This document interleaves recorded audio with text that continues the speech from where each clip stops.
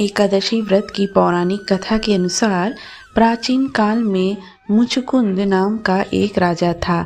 इसकी इंद्र के साथ मित्रता थी और साथ ही यम, कुबेर, वरुण और विभीषण भी उसके मित्र थे।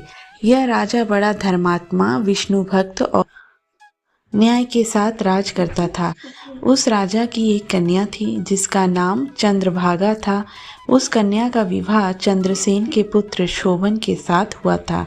एक समय वह शोभन ससुराल आया। उन्हीं दिनों जल्दी ही पुण्यदायिनी एकादशी रमा भी आने वाली थी। जब व्रत का दिन समीप आ गया तो चंद्रभागा के मन में यह सोच उत्पन्न हुआ कि मेरे पति अत्यंत दुर्बल हैं और मेरे पिता की आज्ञा अति कठोर है। दशमी को राजा ने ढोल बजवाकर सारे राज्य में यह घोषणा करवा दी कि एकादशी को भोजन नहीं करना चाहिए। ढोल की घोषणा सुनते ही शोभन को अत्यधिक चिंता हुई और उसने अपनी पत्नी से कहा कि हे प्रिय, अब क्या करना चाहिए? मैं किसी प्रकार भी भूख सहन नहीं कर सकूंगा। ऐसा उपाय बताओ कि जिससे मेरे प्राण बच सके, अन्यथा मेरे प्राण अवश्य चले जाएंगे। चंद्रभागा कहने लगी कि हे स्वामी, मेरे पिता के राज्य में एकादशी के दिन कोई भी भोजन नहीं करता। हाथी, घोड़ा, ऊंट, बिल्ली, गौ आदि भी तृण, अन्न, जल आदि ग्रहण नहीं कर सकते। फिर मनुष्य को तो कहना ही क्या है। यदि आप भोजन करना चाहते हैं तो किसी दूसरे स्थान पर चले जाइए, क्योंकि यदि आप यहीं रहना चाहते हैं तो आपको अवश्य व्रत करना पड़ेगा। ऐसा सुनकर शोभन कहने लगा कि हे प्रिय, मैं अवश्य व्रत करूंगा। जो भाग्य में होगा वह देखा जाएगा। इस प्रकार से विचार कर शोभन ने व्रत रख लिया और वह भूख व प्यास से अत्यंत पीड़ित होने लगा। जब सूर्य नारायण अस्त हो गए और रात्रि को जागरण का समय आया, जो वैष्णवों को अत्यंत हर्ष देने वाला था, परंतु शोभन के लिए अत्यंत दुखदायी हुआ। प्रातः काल होते शोभन के प्राण निकल गए। तब राजा ने सुगंधित काष्ठ से उसका दाह संस्कार करवाया, परंतु चंद्रभागा ने अपने पिता की आज्ञा से अपने शरीर को दग्ध नहीं किया और अंत्येष्टि क्रिया के बाद अपने पिता के घर में ही रहने लगी। रमा एकादशी के प्रभाव से शोभन को मंद्राचल पर्वत पर धन धान्य से युक्त तथा शत्रुओं से रहित एक सुंदर देवपुर प्राप्त हुआ। वह अत्यंत सुंदर रत्न और वैदूर्य मणि जटित स्वर्ण के खंभों पर निर्मित उन अनेक प्रकार की स्फटिक मणियों से सुशोभित भवन में बहुमूल्य वस्त्र, आभूषणों तथा छत्र व चवर से गंधर्व और अप्सराओं से युक्त सिंहासन पर आरूढ़ ऐसा शोभायमान होता था, मानो दूसरा इंद्र विराजमान हो।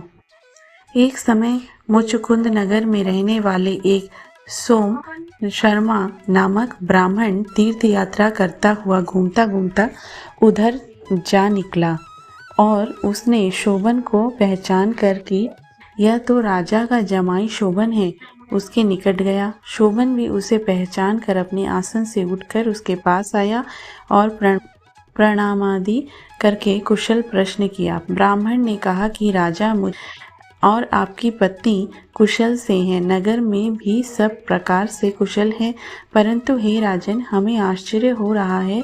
आप अपना वृत्तांत कहिए कि ऐसा सुंदर नगर जो ना कभी देखा ना सुना, आपको कैसे प्राप्त हुआ। तब शोभन बोला कि कार्तिक कृष्ण की रमा एकादशी का व्रत करने से मुझे यह नगर प्राप्त हुआ, परंतु यह अस्थिर है। यह स्थिर हो जाए ऐसा उपाय कीजिए। ब्राह्मण कहने लगा कि हे राजन, यह स्थिर क्यों नहीं है और कैसे स्थिर हो सकता है, आप बताइए, अवश्य मैं वह उपाय करूँगा। मेरी इस बात को आप मिथ्या ना समझिए। शोभन ने कहा कि मैंने इस व्रत को श्रद्धा रहित होकर किया है, अतः यह सब कुछ अस्थिर है। यदि आप मुचकुंद की कन्या चंद्रभागा को यह सब वृत्तांत कहें तो यह स्थिर हो सकता है। ऐसा सुनकर उस श्रेष्ठ ब्राह्मण ने अपने नगर लौटकर चंद्रभागा से सब वृत्तांत कह सुनाया। ब्राह्मण के वचन सुनकर चंद्रभागा बड़ी प्रसन्नता से ब्राह्मण से कहने लगी कि हे ब्राह्मण, ये सब बातें आपने प्रत्यक्ष देखी हैं, यह स्वप्न की बात कर रहे हैं। ब्राह्मण कहने लगा कि हे पुत्री, मैंने महावन में तुम्हारे पति को प्रत्यक्ष देखा है, साथ ही किसी से विजय ना हो ऐसा देवताओं के नगर के समान उनका नगर भी देखा है। उन्होंने यह भी कहा है कि स्थिर नहीं है, जिस प्रकार वह स्थिर रह सके सो उपाय करना चाहिए। चंद्रभागा कहने लगी, तो मुझे वहाँ ले चलो, मुझे पतिदेव के दर्शन की तीव्र लालसा है। मैं अपने किए हुए पुण्य से उस नगर को स्थिर बना दूंगी। आप ऐसा कार्य कीजिए जिससे आप उनका हमारा संयोग हो, क्योंकि वियोगी को मिला देना महान पुण्य है। सोम शर्मा यह बात सुनकर चंद्रभागा को लेकर मंदराचल पर्वत के समीप वामदेव ऋषि के आश्रम पर गया। वामदेव जी ने सारी बात सुनकर वेद मंत्रों के उच्चारण से चंद्रभागा का अभिषेक कर दिया। तब ऋषि के मंत्र के प्रभाव और एकादशी के व्रत से चंद्रभागा का शरीर दिव्य हो गया और वह दिव्य गति को प्राप्त हुई। इसके बाद बड़ी प्रसन्नता के साथ अपने पति के निकट गई। अपनी प्रिय पत्नी को आते देखकर शोभन अति प्रसन्न हुआ और उसे बुलाकर अपनी बाई तरफ बिठा लिया।